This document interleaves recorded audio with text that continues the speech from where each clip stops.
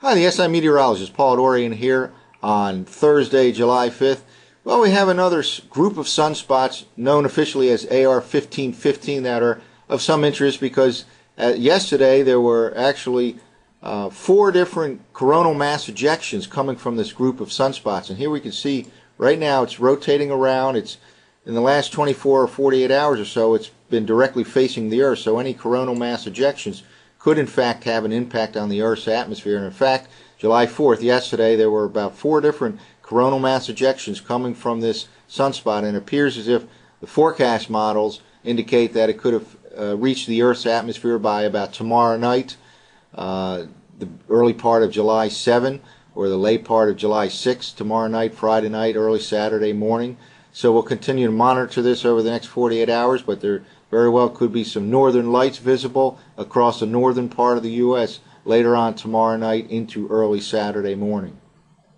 Here's in fact a forecast model that NOAA puts out. We've looked at this before with respect to coronal mass ejections, and here we have the Earth centered right here, and the Earth is represented by that yellow circle right there, and the coronal mass ejections looks like a pretty good direct hit on the Earth over the next 48 hours or so. Again, the sunspot group called AR 1515 was directly facing the Earth yesterday when these four different coronal mass ejections occurred, and it'll continue to be monitored today as it's still a pretty good direct look at the Earth. So again, this particular model has a fairly direct impact on the Earth's atmosphere, again, sometime about tomorrow night, early Saturday, so late Friday night, Saturday morning.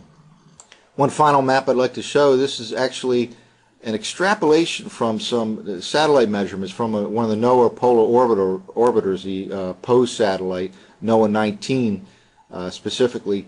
It takes some measurements, and this is the most recent polar pass measurement that shows the current extent and the position of the aurora over the northern hemisphere. You can see it comes fairly far south into there are some measurements being recorded here all the way down in the northern part of the U.S. So again, the predominant area is over the poles, but there's some activity going on, not only expected tomorrow night, but even right now there's some activity going on from a couple of days ago. So we'll continue to monitor this over the next 48 hours or so, but there were four different coronal mass ejections yesterday, expected to reach the Earth's atmosphere tomorrow night, Friday night, early Saturday morning, so the northern lights possible across portions of the northern part of the U.S. We'll continue to monitor this over the next couple of hours. This is the SIweather.com meteorologist, Paul Dorian.